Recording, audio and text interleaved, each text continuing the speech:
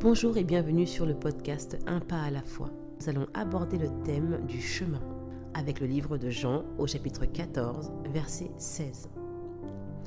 Jésus dit « Je suis le chemin, la vérité et la vie. Nul ne vient au Père que par moi. » Je vais donc décomposer ce verset en 3 parties. D'abord la vérité, ensuite la vie et nous finirons par le chemin. Jésus dit qu'il est la vérité. L'opposé de la vérité, c'est le mensonge, n'est-ce pas? Là, j'opposerai la vérité à la réalité. Ta réalité, c'est le contexte dans lequel tu vis, les événements que tu vois et que tu perçois avec tes 5 sens. Cependant, ta réalité n'est pas la vérité. La vérité que Jésus a annoncée, d'ailleurs Jésus disait de nombreuses fois en vérité, la vérité que Jésus a annoncée en parlant du royaume des cieux, des béatitudes, des prophéties, sont des faits qui se saisissent par la foi, des choses qui sont en partie dans l'invisible et qui se manifestent dans le visible par le moyen de la foi. N'oublie pas que même si Jésus parlait dans sa condition d'homme, il était avant tout esprit.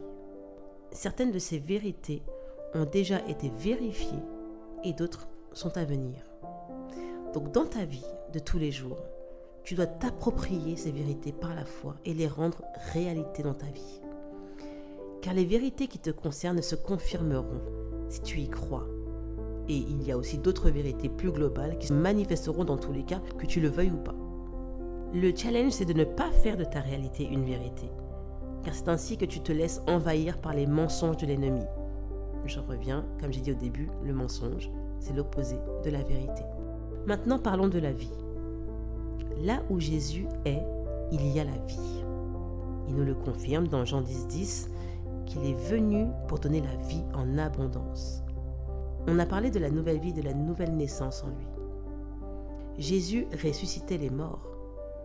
Et quand il rencontra la Samaritaine, dans Jean 4,10, il lui parle d'eau vive. Jésus est la source de vie éternelle. Vivre sa vie en Jésus, c'est se nourrir de la vie. C'est revivifier son âme. Plus tu puises dans la vie de Jésus, plus vite tu porteras du fruit. Tu porteras de son fruit. Je te donne un verset en bonus. Le psaume 1, verset 3, qui dit « Il est comme un arbre planté près d'un courant d'eau qui donne son fruit en sa saison et dont le feuillage ne se flétrit point. Tout ce qu'il fait lui réussit. Tant que tu seras connecté à la source de vie, tu ne manqueras de rien et que tu deviendras toi-même une source de bénédiction pour les autres. » Ce monde a vraiment besoin d'expérimenter la vie de Dieu, car nous sommes entourés par la mort de ce monde déchu. Enfin, Jésus dit dans le verset « Je suis le chemin et nul ne va au Père que par moi. » Là, j'aimerais juste déposer mon micro. Tout est dit, tout est clair. Sauf que quand c'est clair, les gens aiment bien parler, négocier. Jésus est le seul chemin qui mène vers Dieu. Tous les rituels, tous les autres prophètes, toutes les lois, les incantations, rien de tout cela ne t'emmènera vers Dieu. Quand on parle de chemin, on parle d'emprunter une voie. Suivre Jésus, c'est adopter un nouveau style de vie. C'est être son imitateur, c'est mettre son cœur sur la table pour que Jésus le travaille. Pour que Jésus te travaille de l'intérieur, te guérisse, te renouvelle. C'est dans la notion de chemin qu'on perd beaucoup de gens, parce que Jésus lui-même nous a dit dans Matthieu 7,14 « Resserré est le chemin qui mène à la vie, et il y en a peu qui les trouvent. » Mais n'aie pas peur de donner ta vie à Jésus. Le monde te fait croire que quand tu suis Jésus, tu perds ta liberté, que c'est pas fun. Mais au contraire, quand tu suis Jésus, tu deviens libre. Tu deviens libre du péché qui domine sur ta vie. En trouvant Jésus, tu trouves la vérité et le chemin vers la vie éternelle.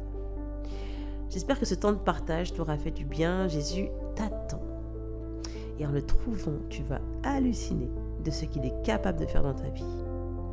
Ce podcast et le notebook Un pas à la fois en sont vraiment une preuve parce que je n'avais jamais eu une telle idée en fait. Et je suis honorée vraiment que le Seigneur puisse m'utiliser. Donc j'ai hâte que tu partages ton témoignage aussi. Et en attendant, je te donne rendez-vous la semaine prochaine pour un nouveau verset. Passe une belle semaine et sois abondamment béni.